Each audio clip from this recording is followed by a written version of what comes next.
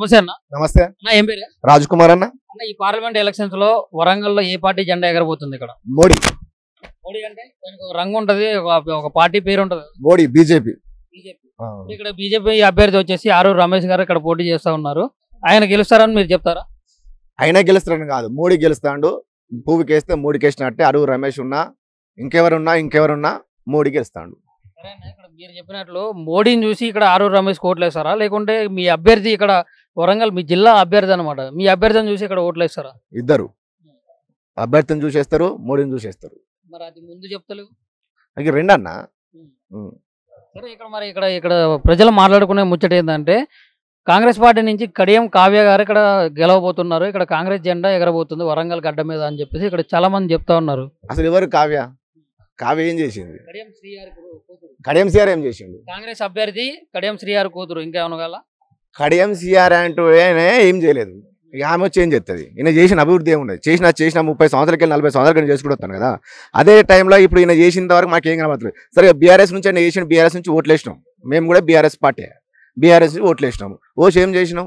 ఆయన చేసింది ఏం లేదు. ఆయన స్వార్థం కోసం ఆయన ఇంకోసారి పార్టీ మారిన తర్వాత ఆయనకి ఎందుకు కోటేస్తారు? ఆయన స్వార్థ రాజకీయాల కోసం, స్వార్థ వాళ్ళ బిడ్డ కోసం, వాళ్ళ బిడ్డకు భయపడే పార్టీ మారాను ఆయన. లేకపోతే ఆయన పార్టీ మారే అవసరమే లేదు.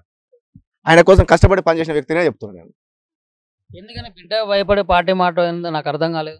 వాళ్ళ బిడ్డ నువ్వు నాకు రాజకీయ జీవితం చూపించాలి, నీ అయిపోయింది కదా, నాకు కంపల్సరీ నువ్వు రాజకీయ జీవితం నాకు చూపించాలి, నువ్వు చూపిస్తేనే నేను ఉంటా అంటే సరే అని చెప్పి ఆయన బీఆర్ఎస్ను టికెట్ ఇప్పించిండు. బీఆర్ఎస్ టికెట్ ఇప్పించిన తర్వాత ఈమెం చేసింది? అన్ని బీఆర్ఎస్ పార్టీ మొత్తం ఓడిపోయింది. ఇక్కడ ఓడిపోయిన తర్వాత ఈమె ప్రతి ఊరు పోయిన తర్వాత, ప్రతి నియోజకవర్గ ఇన్ఛార్జ్ గడిపోయిన తర్వాత నన్ను గెలిపేయాలని, నా కోసం సపోర్ట్ చేయాలంటే వాళ్ళే ఓడిపోయిన బాలు ఉన్నారు.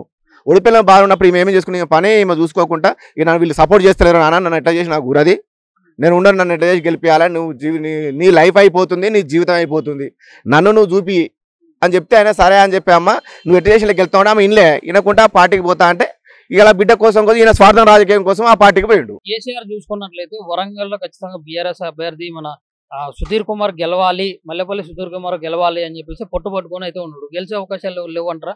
లేకపోతే ఎందుకు లేవని మీరు చెప్తారు? సుధీర్ కుమార్ గెలిపించడానికి ఇప్పుడు వాళ్ళు చేసిన ఇప్పుడు అదే కావ్య చేసిన తప్పు అదే కదా. ఇక్కడ బీఆర్ఎస్ పార్టీ లేదు, నేను గెలవనని నమ్మకంతోనే అమలుకు పోయింది. ఇక సుధీర్ కుమార్ ఎట్లా గెలుస్తాడు? ఏది ఇప్పుడు గెలిచే సిచ్యువేషన్ లేదు. ఏది అయినా ఇక్కడ బీజేపీ గెలుస్తుంది. బీజేపీ గెలవడానికి కలిసి వచ్చే అంశాలు ఏందంటారు అసలు? ఆయన చేసిన అభివృద్ధి ఇప్పుడు ప్రతి గ్రామాలలో ఇంతవరకు మన వరంగల్ జిల్లాలలో వరంగల్ ఎంపీ స్థానానికి ఇంతకుముందు ఆయన చేసిన అభివృద్ధి ఎవరు అధికారం ఉంటే వాళ్ళే చెప్పుకున్నారు.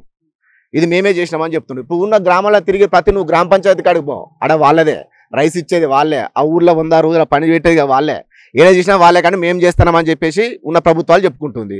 ఈసారి మోడీని గెలిపిస్తే ఇంకేం చేస్తాడో, ఇతరకు లేకుండా గిన్ని చేస్తాడు, లేదు ఇంకా గెలిపిస్తే ఎన్ని చేస్తాడో అని చెప్పేసి నమ్మకంతో ఎదిద్దామని చెప్పి అనుకుంటున్నాం. సరే, దీన్ని బట్టి ఇప్పుడు మరి పసునూరు దయాకర్ చేసినటువంటి అభివృద్ధి ఏంది, ఆయన మరి కాంగ్రెస్ పార్టీలో పోవడం ఎంతవరకు కరెక్ట్ అని మీరు భావిస్తున్నారు?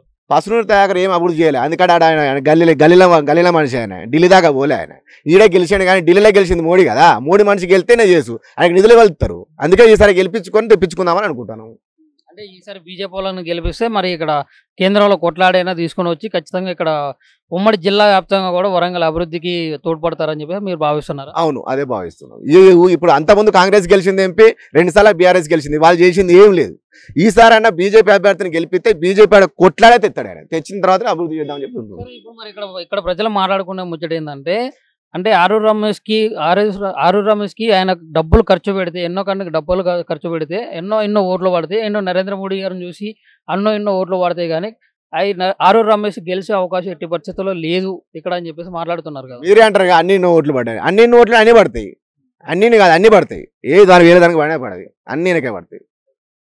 సరే, ఇప్పుడు ఫైనల్ గా తెలంగాణలో ఎన్ని స్థానాల్లో గెలవబోతుంది బీజేపీ? మాకు వచ్చిన అంచనా ప్రకారం మొత్తం 12 నుంచి 14 వరకు బీజేపీ గెలుస్తుంది.